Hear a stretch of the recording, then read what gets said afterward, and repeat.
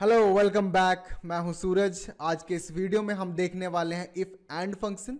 If and function हम उस जगह यूज़ करते हैं जहां पर हमारे पास मल्टीपल कंडीशन हो और सारी की सारी कंपलसरी हो, तब हम इफ़ एंड फंक्शन को यूज़ करते हैं।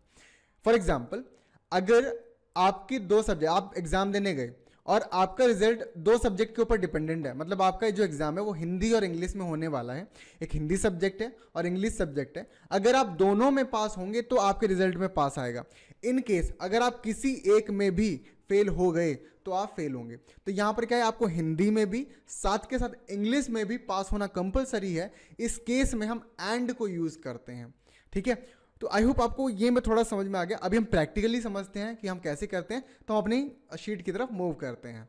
तो हम आ चुके हैं अपने शीट की तरफ, और शीट में हम देखेंगे कि पास फेल का जो क्राइटेरिया हमें चेक करना था कि अगर वो दोनों सब्जेक्ट में जब पास हो तो ही वो पास होना चाहिए, अदरवाइज वो फेल हो जाए। तो हमारे पास दो कंडीशन है, हिंदी में भी पास हो, साथ के साथ इंग्लिश में भी पास हो तो वो पास हो। तो अब क्या करेंगे, चेक करेंगे कि हिंदी के स्कोर, अब पासिंग क्राइटेरिया जो है हमारा वो 50 होगा।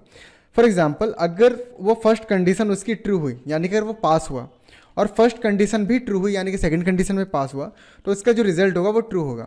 यानी कि फर्स्ट कंडीशन में अगर वो पास है, सेकंड कंडीशन में भी वो पास है, तो रिजल्ट क्या होगा, पास होगा। इन केस अगर फर्स्ट कंडीशन फॉल्स हो गया और सेकंड कंडीशन में ट्रू हुआ, तो रिजल्ट क्या आएगा, तो रिजल्ट आएगा फॉल्स। क्यों? क्योंकि हमें दोनों चाहिए थे, यहां पर एक है। ठीक है, यानी कि फर्स्ट कंडीशन में अगर वो फेल है और सेकंड कंडीशन में अगर वो पास है तो रिजल्ट होगा फेल। ठीक है, और अगर मान लो कि फर्स्ट कंडीशन ट्रू हो गई, सेकंड कंडीशन फॉल्स हो गई, तो रिजल्ट क्या होगा, तब भी वो होगा फॉल्स। यानी कि फर्स्ट कंडीशन में अगर वो पास हुआ, सेकंड कंडीशन में वो फेल हुआ, तब भी रिजल्ट होगा fail. In case first condition false हो गया, सेकंड कंडीशन भी फॉल्स हो गया, तो दुनिया की कोई भी ताकत नहीं बचा सकती उसे फेल होने से, तो रिजल्ट फॉल्स। यानी कि फर्स्ट कंडीशन में वो फेल है, सेकंड कंडीशन में भी फेल है, एंड थर्ड, तो रिजल्ट जो होगा उसका वो फेल ही आएगा। ठीक है, तो ये तो हमने यहाँ पर ये समझा कि एंड फंक्शन कैसे काम करता है। अब हम क्या करते हैं, अब हम अपने एक्चुअल एग्जाम्पल की तरफ चलते हैं और वहाँ पर समझेंगे। साथ के साथ मैं आपको ये बता दूं, जिसके ऊपर हम प्रैक्टिस कर रहे हैं उसका जो शीट होगा वो आपको डिस्क्रिप्शन बॉक्स में उसकी लिंक मिलेगी, तो आप सीखें फिर उसकी प्रैक्टिस भी करें। ओके, तो हम बढ़ते हैं अपने एग्जाम्पल की तरफ।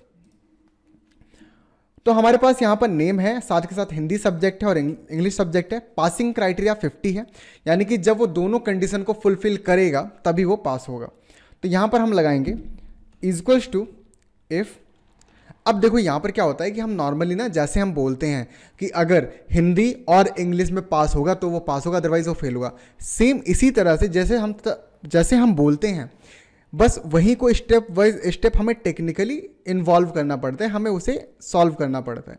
ठीक है, कोई हार्ड नहीं है, बहुत ईजी है, हम स्टेप बाय स्टेप सीखेंगे। अगर कोई भी डाउट होता है तो आप कमेंट बॉक्स में ड्रॉप करें।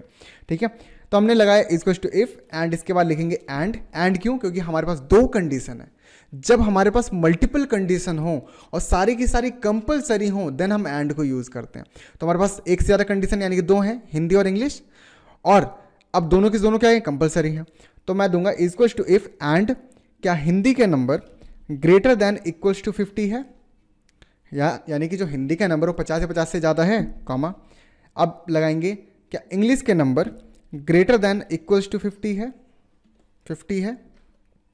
अब देखो दोनों, अब हमारे एंड का काम खत्म, यानी कि एंड दोनों को चेक करने वाला था, दोनों को चेक कर दिया, एंड का काम खत्म, तो एंड का ब्रैकेट क्लोज, कॉमा लगा दो। अब देखो, अगर मान लो कि वो फर्स्ट कंडीशन में ट्रू हुआ, सेकंड कंडीशन में भी ट्रू हुआ, तो रिजल्ट क्या मिलेगा, ट्रू। तो इफ क्या कह रहा है, इफ कहेगा वैल्यू इफ ट्रू, अगर ट्रू हुआ तो हम लिखेंगे भाई डबल नोटेड कॉमा के अंदर पास। यानी कि अगर नंबर नहीं है और आप उसके अलावा कुछ और इनपुट दे रहे हो तो आप वहां पर डबल इन्वर्टेड कॉमा यूज करोगे। अदरवाइज वैल्यू फॉल्स, अगर फॉल्स आया तो भाई साहब फेल हो जाए, ब्रैकेट क्लोज एंड एंटर, और एंटर करेंगे तो गूगल शीट के अंदर आपका क्या होता है, सजेस्टेड ऑटोफिल आता है, तो आपको यहाँ पर चेक कर देना है। इन केस अगर आप एक्सेल यूज करते हैं, अगर आप एक्सेल यूजर हैं, तो आपको वहाँ पर क्या करना है, एक तो ड्रैग डाउन ऑप्शन होता है, दूसरा ऑप्शन ये है कि शिफ्ट डाउन एरो से सेलेक्ट करना and control D for fill down. ठीक है, मैं करके दिखा देता हूँ, वरना आप बोलोगे सर ऐसे बता दिया है, करके दिखाओ। तो यहाँ पर क्या करें, कर्सर रखा हमने, एंड मैं यहाँ पर प्रेस कर दूंगा शिफ्ट डाउन एरो, जिससे मैंने सेलेक्ट किया, and press control D fill down. ये दोनों में यूज होता है, गूगल शीट एंड एक्सेल दोनों के अंदर। आई होप आपको इफ एंड फंक्शन समझ में आया होगा। ठीक है, जो प्रैक्टिस शीट है वो आपको डिस्क्रिप्शन बॉक्स में उसकी लिंक मिल जाएगी, प्रैक्टिस करिए, साथ के साथ एक्सरसाइजेज उसके अंदर मिलेंगी, उसको भी सॉल्व करना, और आगे आने वाली वीडियो में मैं उनका सॉल्यूशन भी लेके आऊँगा। तब तक के लिए take care, bye bye, keep learning.